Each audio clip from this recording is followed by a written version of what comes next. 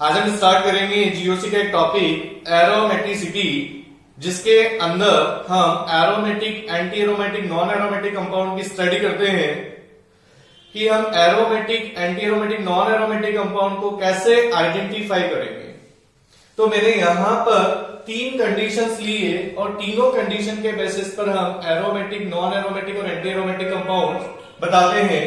सबसे पहली कंडीशन लिए मैंने साइक्लिक प्लेनर, साइक्लिक होना चाहिए और प्लेनर होना चाहिए। प्लेनर कब होगा? जब उसका हाइब्रिडेशन sp या sp2 होगा तो वो एरोमेटिक भी होगा, एंटी एरोमेटिक भी होगा।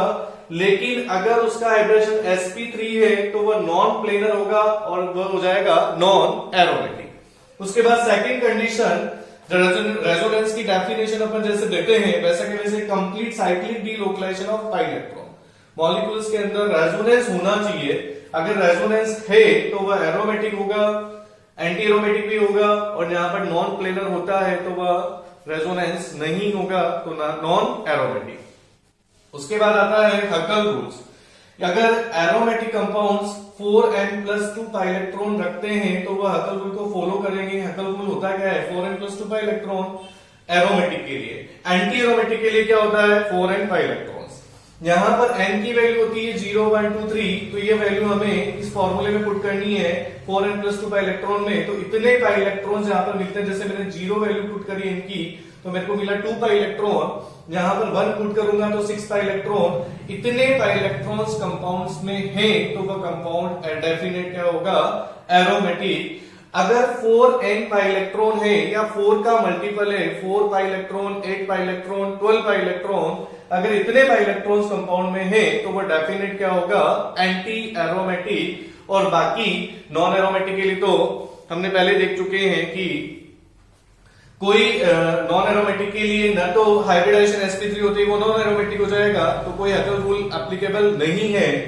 उसके बाद में मैंने एक एग्जांपल से यहां पर एक्सप्लेन किया तीनों कि बेंजीन, जैसे मैंने बेंजीन लिया, बेंजीन में तीनों कंडीशन फुलफिल हो रही है। साइक्लिक प्लेनर भी है, इसमें each carbon atom have sp2 hybridization, इसमें complete delocalization of pi electron, pi electron का कंप्लीट डीलोकलाइजेशन भी है, और ये 6 पाई इलेक्ट्रॉन भी रखता है, तो ये डेफिनेट क्या होगा?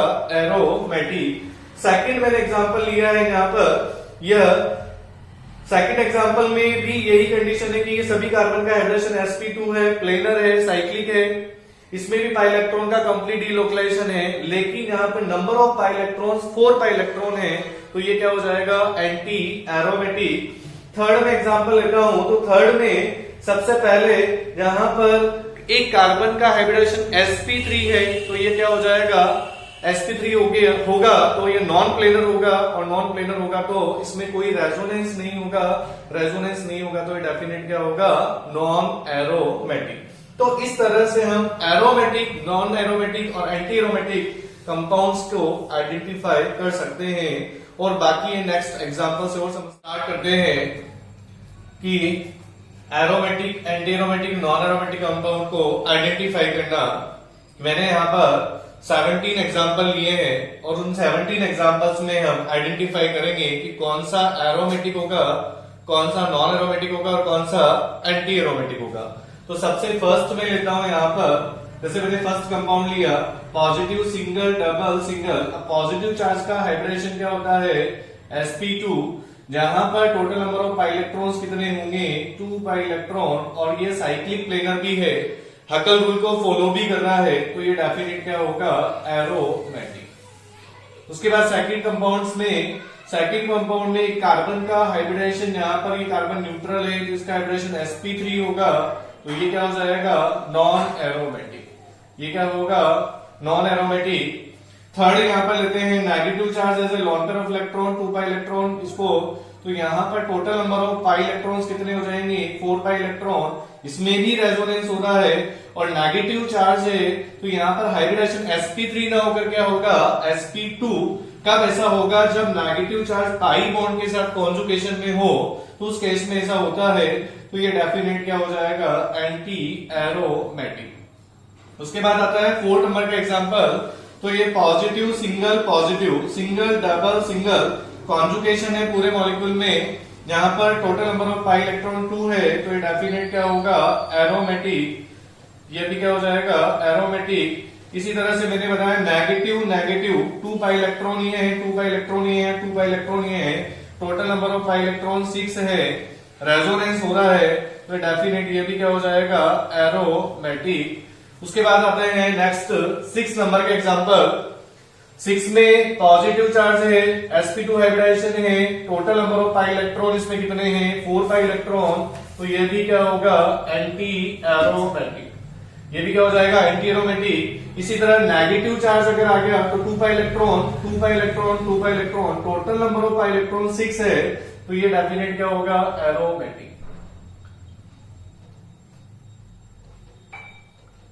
यहां पर अगर बात करते हैं 1 नंबर के एग्जांपल में, ऑक्सीजन के पास में 2 लोन पेयर ऑफ इलेक्ट्रॉन होते हैं, 2 लोन पेयर में से 1 लोन पेयर ऑफ इलेक्ट्रॉन ही केवल रेजोनेंस में पार्टिसिपेट करेगा, तो यहां पर इसका 1 loan pair of electron he consider करेंगे 2 और 2 2, total number of 6 pi electron है, और इसमें भी रेजोनेंस हो रहा है, ये साइक्लिक प्लेनर है क्योंकि यहाँ पर पॉजिटिव चार्ज का हाइब्रिडेशन sp2 है, तो ये भी क्या होगा एरोमेटिक। उसके बाद आता है, इसको बोलते हैं ट्रोपेलियम केटाइन और ट्रोपेलियम आयन बोलते हैं, इसमें भी positive single double single double single conjugation है और 6 पाई इलेक्ट्रॉन है, पॉजिटिव चार्ज डीलोकलाइज होगा, तो ये भी क्या हो जाएगा एरोमेटिक आयन। उसके बाद आता है हेटेरोसाइक्लिक कंपाउंड की हम बात करते हैं, इसका नाम होता है पिरिडीन, यहां पर होता है पाइरोल, ये होता है फ्यूरेन और ये होता है थायोफीन, तो यहां पर मैं नाम लिख देता हूं इसका pyridine, pyrrole, furan and thiophene, यह भी एरोमेटिक कंपाउंड्स होते हैं, इसको बोलते हैं हेटेरोसाइक्लिक एरोमेटिक कंपाउंड। और यहां पर नाइट्रोजन का लोन पेयर रेजोनेंस में पार्टिसिपेट करता है, इसका हाइब्रिडाइजेशन कई बार पूछते हैं, यहां पर हेटेरोसाइक्लिक कंपाउंड में हेटेरो एटम का हाइब्रिडेशन, जैसे नाइट्रोजन का, ऑक्सीजन का, यहां पर सल्फर का, इन सबका हाइब्रिडेशन होता है sp2, और यह रेजोनेंस में इसके लोन पेयर पार्टिसिपेट करेंगे, तो यह भी डेफिनेट क्या होंगे एरोमेटिक। डबल बॉन्डेड नाइट्रोजन का लोन पेयर रेजोनेंस में पार्टिसिपेट नहीं करता है, तो इसमें total number of pi electron 6 होंगे, और यह भी क्या हो जाएगा एरोमेटिक। अब आते हैं क्वेश्चन नंबर 14 में मैंने यहां पर कंपाउंड को देखते ही कि इसमें कार्बन का हाइड्रेशन sp3 है, तो ये क्या होगा नॉन एरोमेटिक। यहां पर आते हैं 15 में भी कार्बन का हाइड्रेशन sp3 है, तो ये भी क्या हो जाएगा नॉन एरोमेटिक। यहां पर आते हैं तो देखो CO बॉन्ड है, CO बॉन्ड में यह नेगेटिव और यहां पर क्या आएगा पॉजिटिव, इसका हाइड्रेशन sp2 है और इसमें ऑक्सीजन का एक लोन पेयर पार्टिसिपेट करेगा, टोटल नंबर ऑफ इलेक्ट्रॉन होंगे इसमें भी 6 पाई इलेक्ट्रॉन, तो ये भी क्या हो जाएगा एरोमेटिक। उसके बाद में आता है 17 में भी ये सेम कहानी है, यहाँ पर पॉजिटिव, यहाँ पर ये नेगेटिव, और यहाँ पर भी 2 पाई इलेक्ट्रॉन्स रिंग में है, साइक्लिक रिंग में 2 पाई इलेक्ट्रॉन, तो ये भी क्या हो जाएगा एरोमेटिक। तो इस तरह से हम एरोमेटिक, एंटी एरोमेटिक और नॉन एरोमेटिक कंपाउंड को आइडेंटिफाई कर सकते हैं। हम स्टार्ट कर रहे हैं quasi aromatic compound. Quasi aromatic compounds क्या होते हैं?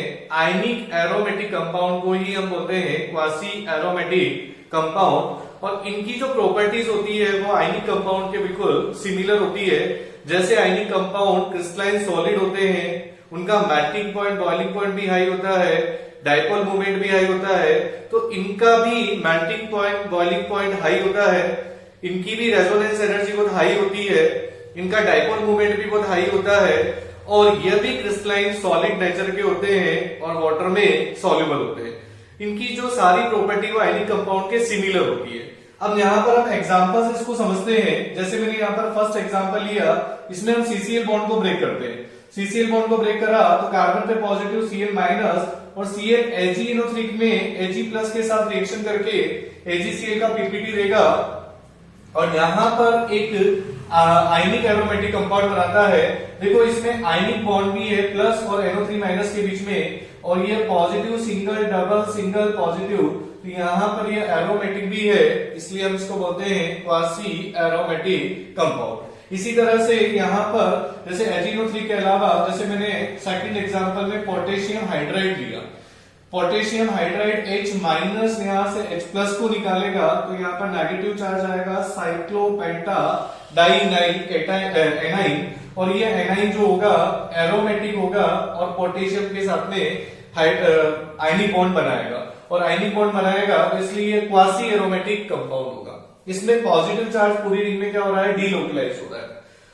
थर्ड हम एग्जांपल लेते हैं, यहां पर यह OH का कंसंट्रेटेड H2SO4 की प्रेजेंस में, तो यह OH यहां पर कंसंट्रेटेड H2SO4 से H2O की फॉर्म में लीव हो जाएगा। जैसे OH के नंबर ऑफ इलेक्ट्रॉन H+ के साथ में रिएक्शन करके प्रोटोनेटेड अल्कोहल बनाएंगे, और ये प्रोटोनेटेड अल्कोहल जैसे थोड़ा सा हीट करेंगे तो यहां से H2O की फॉर्म में लीव होकर के कार्बोकेटाइन बनाएगा, और ये बनने वाला जो कार्बोकेटाइन है यह भी एरोमेटिक होगा, यह भी पाई इलेक्ट्रॉन के साथ डीलोकलाइज होगा, और इस तरह से इसको भी हम बोलेंगे quasi aromatic compound. Next example है फोर्थ में भी दोनों Cl जो है SbCl5 के साथ यहाँ पर लीव हो जाएगी, ये Cl माइनस और ये भी इसकी फॉर्म में निकलेगा Cl माइनस। यहाँ पर भी दो पॉजिटिव चार्ज, ये दोनों पॉजिटिव चार्ज पाई बॉन्ड के साथ डीलोकलाइज होंगे और क्लोरीन के साथ में क्या बनाएंगे, आयनिक बॉन्ड। तो इस तरह से हम बोल सकते हैं कि क्वासी एरोमेटिक कंपाउंड की स्टेबिलिटी सभी एरोमेटिक, नॉन एरोमेटिक और एंटी एरोमेटिक से ज्यादा होती है, क्योंकि इनमें आयनिक प्रॉपर्टीज होती है। स्टार्ट करेंगे एन्युलिन। एन्युलिन भी एरोमेटिसिटी का एक टॉपिक होता है। एन्युलिन होता क्या है, तो मोनोसाइक्लिक कंपाउंड होते हैं जिसमें alternate single and double bond होते हैं, उन्हें हम बोलते हैं एन्युलिन। एन्युलिन यहां पर हम लेते हैं, जैसे ये 4 एन्युलिन है, ये 6 एन्युलिन है। अब जैसे 4 एन्युलिन, इसमें क्या होगा, 4 पाई इलेक्ट्रॉन्स हैं, तो यह एंटी एरोमेटिक होगा। ये क्या होगा, एंटी एरोमेटिक, क्योंकि ये सिंगल मोनोसाइक्लिक कंपाउंड है और alternate single and double bond है और 4 पाई इलेक्ट्रॉन है, तो हकल रूल के अकॉर्डिंग ये 4n का मल्टीपल है। इसी तरह बेंजीन, यह भी 6 annulene, number of 6 carbon atom है इसके अंदर, तो इसको बोलेंगे 6 एन्युलिन, और यह 6 एन्युलिन ये क्या होगा, एरोमेटिक। आगे आते हैं, ये होता है साइक्लो ऑक्टाटेट्राइन। 8 एन्युलिन इसको हम बोलते हैं, और 8 एन्युलिन जो होगा वो एंटी एरोमेटिक होना चाहिए था, लेकिन ये एंटी एरोमेटिक नहीं होकर के और ये होता है नॉन एरोमेटिक। ऐसा क्यों होता है, this is a very very important, क्योंकि इसका स्ट्रक्चर साइक्लो ऑक्टाटेट्राइन का स्ट्रक्चर इस तरह का न होकर के और इस तरह का टब लाइक स्ट्रक्चर होता है, और टब लाइक स्ट्रक्चर होने के कारण प्रॉपर रेजोनेंस नहीं होता, और जब रेजोनेंस नहीं होता तो कंपाउंड क्या होगा, नॉन एरोमेटिक। तो इस तरह से हम बोल सकते हैं 8 एन्युलिन, 10 एन्युलिन। अब यहां पर आता है, इसमें भी alternate single and double bond है, मोनोसाइक्लिक कंपाउंड है और 10 नंबर ऑफ कार्बन एटम है, तो ये 10 एन्युलिन होगा, और 10 एन्युलिन में 10 का इलेक्ट्रॉन है, तो होना एरोमेटिक चाहिए, लेकिन ये एरोमेटिक नहीं होता और ये हो जाता है ये भी नॉन एरोमेटिक। ये नॉन एरोमेटिक क्यों होता है, क्योंकि इसके ट्रांस एन्युलर हाइड्रोजन में रिपल्शन होता है, और रिपल्शन की वजह से जो कार्बन है वो आउट ऑफ प्लेन चले जाते हैं। कार्बन आउट ऑफ प्लेन चले जाते हैं, जब प्लेन से ही बाहर होते हैं तो उनमें रेजोनेंस नहीं होगा, क्योंकि हमने बोला था जो नॉन प्लेनर होता है उनमें रेजोनेंस नहीं होता। तो यहाँ पर भी प्लेन से बाहर हो गए तो रेजोनेंस नहीं होगा, और रेजोनेंस नहीं होगा तो ये क्या हो जाएगा, नॉन एरोमेटिक। इसी तरह से 12 एन्युलिन, और 12 एन्युलिन में भी हाइड्रोजन में रिपल्शन होता है, और रिपल्शन की वजह से ये कार्बन आउट ऑफ प्लेन चले जाते हैं, और आउट ऑफ प्लेन जाने की वजह से यह एंटी और एरोमेटिक न होकर के और ये हो जाता है नॉन एरोमेटिक। तो इस तरह से हम 8 एन्युलिन, 10 एन्युलिन और 12 एन्युलिन को समझा सकते हैं। आगे नेक्स्ट आता है 14 एन्युलिन या 18 एन्युलिन, वो एरोमेटिक होते हैं।